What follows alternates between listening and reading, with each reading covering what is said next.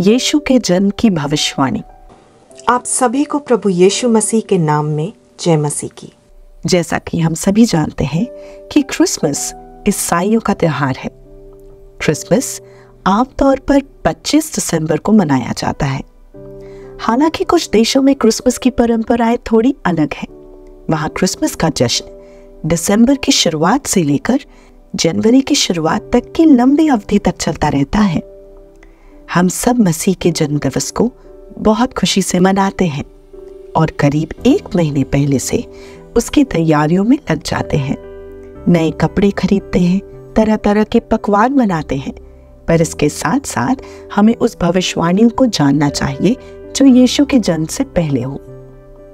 परमेश्वर के पुत्र का आना तो तय ही था, क्योंकि दुनिया में पाप बहुत बढ़ गया था और प्रभु यीशु हमारे उद्धारकर्ता के रूप में आए और उन्होंने हमारे पापों के लिए जान दी और तीसरे दिन मुर्दों में से जी उठे। उनके आने की घोषणा कई वर्षों से हो रही थी, जो हमें पुराने नियम में मिलती है।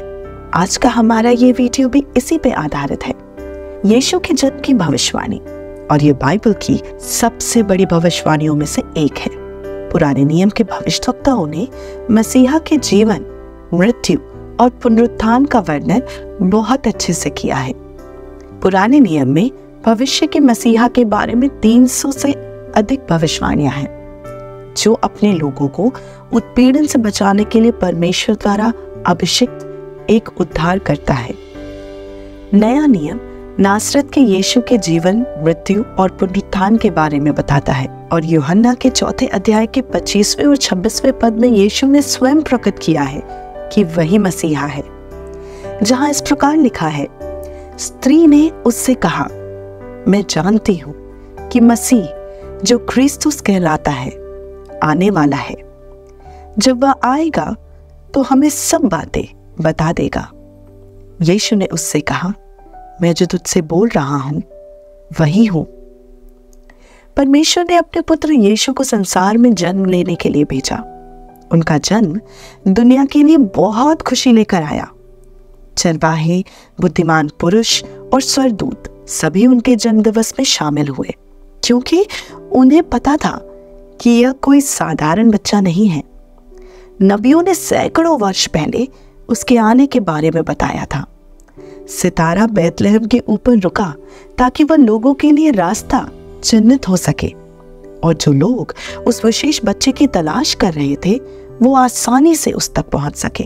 इसके अलावा यूहन्ना का 3 अध्याय का 16वां पद हमें बताता है कि कैसे परमेश्वर ने पुराने नियम में बताई गई सभी भविष्यवाणियों को पूरा करने के लिए प्रभु यीशु मसीह को हम सब के बीच भेजा, ताकि जो कोई उस पर विश्वास करे वो नाश ना हो परंतु अनंत जीवन पाए। पवित्र शास्त्र ने यह भी प्रकट किया कि मसीहा बैतलहम में एक कुंवारी से पैदा होगा, जो उसे इम्मानुएल कहेगी। मसीहा राजा दाऊद के सिंहासन का उत्तराधिकारी होगा और अनंत काल तक राज्य करेगा। मत्ती का सुसमाचार हमें धन्यवादी होने का एक और कारण देता है। मत्ती के पहले अध्याय का 22वां पद अपने कार्य में एक सामान्य कथन का परिचय देता है। उसने लिखा, यह सब कुछ इसलिए हुआ कि जो वचन यहोवा ने भविष्यवक्ता के द्वारा कहा था वो पूरा हो। अब आइए उन प्राचीन भविष्यवाणियों पर एक नजर डालें और समझें उन कारणों को जिसकी वजह से इस दुनिया के सारे विश्वासी यीशु के नाम की खुशियां मनाते हैं। मत्ती के पहले अध्याय के 23वें पद में इस प्रकार लिखा है कि देखो, एक कुंवारी गर्भवती होगी और एक पुत्र जनेगी और उसका नाम इम्मानुएल रखा जाएगा, जिसका अर्थ यह है परमेश्वर हमारे साथ। और यशायाह 9 का 6वां अध्याय हमें बताता है, मसीहा को कई नामों से पुकारा जाएगा, जैसे अद्भुत युक्ति करने वाला, पराक्रमी परमेश्वर, अनंत काल का पिता, शांति का राजकुमार। वहां इस प्रकार लिखा है, क्योंकि हमारे लिए एक बालक उत्पन्न हुआ और प्रभुता उसके कांधे पर होगी, और उसका नाम अद्भुत, युक्ति करने वाला, पराक्रमी परमेश्वर, अनंत काल का पिता और शांति का राजकुमार रखा जाएगा। यीशु के जन्म के संदर्भ में मत्ती के पहले अध्याय के 23वें पद में यशायाह की एक विशेष भविष्यवाणी का हवाला दिया जो 700 साल से भी पहले की गई थी। यशायाह में 7वें अध्याय के 14वें पद में इस प्रकार लिखा है, इस कारण प्रभु आप ही तुमको एक चिन्ह देगा। सुनो, एक कुंवारी गर्भवती होगी और पुत्र जनेगी और उसका नाम इम्मानुएल रखेगी। मरियम ने इसी भविष्यवाणी को तब प्राप्त किया जब स्वर्गदूत गैब्रिएल ने उनसे मुलाकात की, और हम इसे पवित्र शास्त्र में मत्ती के पहले अध्याय के 23वें पद में स्पष्ट रूप से पूरा होते हुए देखते हैं। यहाँ इस प्रकार लिखा है, कुंवारी गर्भवती होगी और एक पुत्र को जन्म देगी और वे उसका नाम इम्मानुएल रखेंगे, जिसका अर्थ है परमेश्वर हमारे साथ। यह अद्भुत घटना परमेश्वर के असीम ज्ञान और शक्ति को प्रदर्शित करती है। वह पूर्ण सटीकता के साथ भविष्य की भविष्यवाणी करने में सक्षम है और उसके पास अपनी भविष्यवाणियों को सच करने की शक्ति है। मत्ती के 2 अध्याय के 3 पद में मसीह के जन्म के बाद ज्योतिषी यरूशलेम पहुंचे। हेरोदेस ने महायाजकों और शास्त्रियों को इकट्ठा किया और उनसे पूछा कि मसीह कहाँ पैदा होने वाला है। उन्होंने बैतलहम को मसीह के जन्म स्थान के रूप में इंगित करने वाली एक पुराने नियम की भविष्यवाणी का हवाला देते हुए प्रतिक्रिया दी है, जो कि हमें मत्ती के 2 अध्याय के 6 पद में और यूहन्ना के 7वें अध्याय के 42वें पद में मिलती है, और उसकी तुलना पुराने नियम के मीका के 5वें अध्याय के 2 पद से की गई है, जहां इस प्रकार लिखा है, ओ यहूदा की धरती पर स्थित बैतलहम, तू यहूदा के अधिकारियों में किसी प्रकार भी सबसे छोटा नहीं, क्योंकि तुझ में से एक शासक प्रकट होगा जो तेरे लोगों इस्राएल की देखभाल करेगा। पुराने नियम में गिनती का 24वां अध्याय का 17वां पद हमें उस सितारे के बारे में भी बताता है जो बैतलहम के ऊपर था और उन बुद्धिमान पुरुषों का मार्गदर्शक था। वहां इस प्रकार लिखा है, मैं उसे देखता हूं परंतु अभी नहीं, मैं उसे देखता तो हूं परंतु निकट नहीं। याकूब में से एक तारा उदय होगा और इस्राएल में से एक राजदंड उठेगा और मोआब के माथे को कुचल डालेगा और शेत के सब पुत्रों को नाश करेगा। ज्योतिषियों को मसीह तक ले जाने के लिए परमेश्वर आकाश में तारे को रखता है, और इस बात की पुष्टि मत्ती के 2 अध्याय के 1 से 2 पद में हुई, जहां ऐसा लिखा है, जब हेरोदेस राजा के दिनों में यीशु का जन्म यहूदिया के बैतलहम में हुआ, तब पूर्व से ज्योतिषी यरूशलेम में आकर कहने लगे, यहूदियों का राजा जो उत्पन्न हुआ है वह कहाँ है, क्योंकि हमने पूर्व में उसका तारा देखा और उसे प्रणाम करने आए हैं। जो ज्योतिषी यीशु के पास गए थे वो उनके लिए उपहार भी ले गए थे। फिर उन्होंने मसीह यीशु के आगे दंडवत किया और उन्हें उपहार सौंपा। यह एकदम वैसा ही हुआ जैसा वचन संहिता के 72वें अध्याय के 10वें और 11वें पद में लिखा है। तरशीश का राजा और दूर देशों के राजा उसके लिए उपहार लाए। शेबा के राजा और सबा के राजा उसको उपहार दे। सभी राजा हमारे राजा के आगे झुके, सभी राष्ट्र उसकी सेवा करते रहे। और मत्ती का 2 अध्याय का 11वां पद इसकी पुष्टि करता है कि वैसा ही हुआ।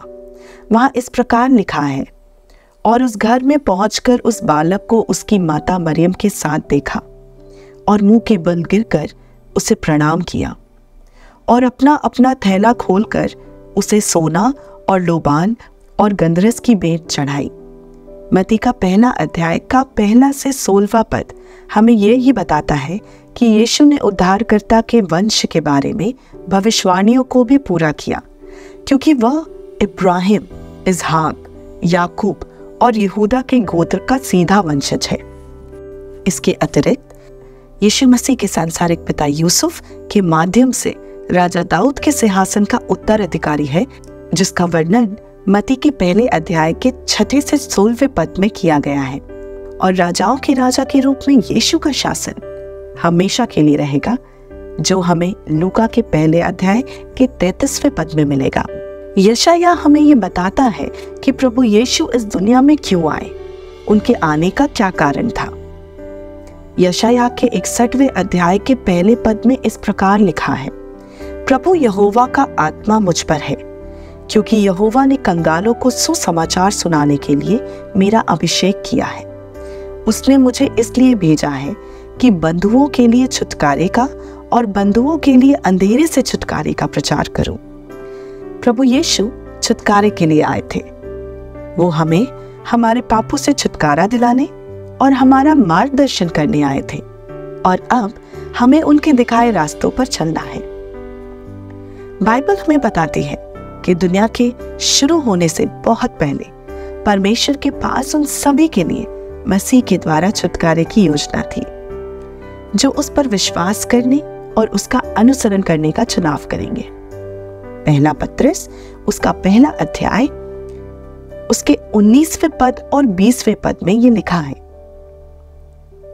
बल्कि वह तो हमें निर्दोष और कलंक रहित मेमने के समान मसीह के बहुमूल्य रक्त से ही मिल सकता है।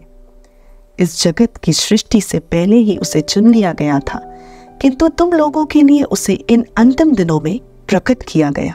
परमेश्वर जानता था कि हमें एक उद्धारकर्ता की आवश्यकता होगी। वह जानता था कि हमें मुक्त होने की आवश्यकता होगी, और तभी उसने अपने इकलौते पुत्र को भेजकर एक मार्ग बनाया ताकि हम क्षमा प्राप्त कर सके और उसके द्वारा नया जीवन और आशा पा सके। और ये सब परमेश्वर के प्रेम की वजह से हुआ। मेरे प्रियो, हमारा प्रभु परमेश्वर हम सबसे बहुत प्रेम करता है, और वो ऐसा ही चाहता है कि हम भी आपस में एक दूसरे से वैसा ही प्रेम रखें जैसा उसने हमसे रखा।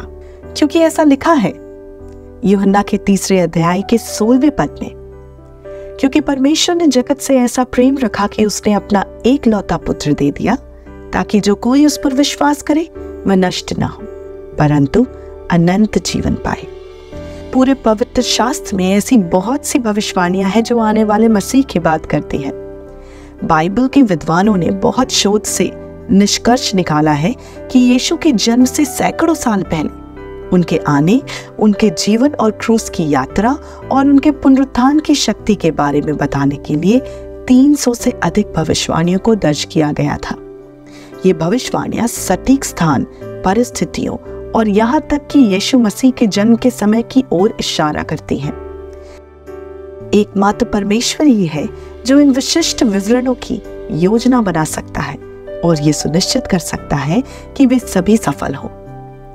यीशु ही वह वचन है, वह ज्योति है, वह मार्ग, सत्य और जीवन है। परमेश्वर का सबसे बड़ा उपहार जो एक छोटे बच्चे के रूप में आया, एक शक्तिशाली उद्देश्य के साथ इस खोई हुई दुनिया को बचाने के लिए। पहला यूहन्ना उसका 3 अध्याय और 8वां पद हमें बताता है, जो कोई पाप करता है वह शैतान की ओर से है, क्योंकि शैतान आरंभ ही से पाप करता आया है। परमेश्वर का पुत्र इसलिए प्रकट हुआ कि शैतान के कामों को नाश करे। नासरत के यीशु ने भविष्यवाणी के अनुसार आदम के पतन को छुड़ाया, क्योंकि यीशु एक स्त्री से पैदा हुआ था और उसने अपने महिमा में पुनरुत्थान के द्वारा मृत्यु को पराजित करने के लिए शैतान के कार्य को नष्ट कर दिया। लगभग 2000 साल पहले संसार के उद्धारकर्ता और सारी सृष्टि के परमेश्वर ने हमारे पापों के लिए मरने और मृत्यु पर विजय पाने के लिए अपने प्रिय पुत्र को भेजा, ताकि हम सभी को उद्धार प्राप्त हो। अब जो लोग अपने पापों से फिरते हैं और उस पर विश्वास करते हैं, एक दिन वह हम सब का न्याय करने वापस आ जाएगा, और इस बार वह बच्चे के रूप में नहीं आएगा, बल्कि पुनर्जीवित, महिमान्वित प्रभु और हम सब का न्याय करने आएगा। पृथ्वी पर अपने कार्य को पूरा करके यीशु मसीह स्वर्ग की ओर चले गए। तभी तो स्वर्गदूतों ने अपने प्रेरितों को घोषणा की, जो कि हमें प्रेरितों के काम के पहले अध्याय के 11वें पद में मिलता है। वहां इस प्रकार लिखा है, यही यीशु जो हमारे पास से स्वर्ग पर उठा लिया गया है, जिस रीति से तुमने उसे स्वर्ग को जाते देखा है, उसी रीति से वह फिर आएगा। तो जैसे बाइबल की सारी भविष्यवाणियां पूरी हुई, वैसे ही यीशु के दोबारा आने की भविष्यवाणी भी पूरी होगी, और हमें उसके लिए तैयार रहना होगा। उस समय से अब तक विश्वासी यीशु मसीह के दूसरे आगमन की प्रतीक्षा कर रहे हैं। और जब उद्धारकर्ता फिर से आएगा तो वह पृथ्वी पर अपने राज्य का दावा करने के लिए सामर्थ और महिमा के साथ आएगा। उनका दूसरा आगमन नई शुरुआत को चिन्ह देगा। दूसरा आगमन दुष्टों के लिए भयानक समय होगा, परंतु वह धर्मियों के लिए शांति का दिन होगा। जब वह वापस आएंगे तो आपके लिए यह कैसा होगा? क्या आप अपने को सुरक्षित और महफूज समझेंगे, या क्या आप पवित्र और धर्मी परमेश्वर के सामने अपने पापों के कारण भय से कांपेंगे? यदि आप वर्तमान में एक अविश्वासी हैं, तो मैं आपसे आग्रह करती हूँ कि आप अपने पापों से फिरें और यीशु को पुकारें कि वह आपको उस अनंत पीड़ा से बचाए। मैं प्रार्थना करती हूँ कि आप उसी आनंद को पाएं जो उन चरवाहों द्वारा साझा किया गया था, जो यीशु के जन्म की रात उनके पास आए थे। उम्मीद करती हूँ आज का वचन आपको अच्छा लगा होगा। इसे अपने दोस्तों और रिश्तेदारों में शेयर करें ताकि परमेश्वर का वचन हर एक विश्वासी मनुष्य तक पहुंचे और वो उससे लाभ पाए। Thank you. जय मसीह की।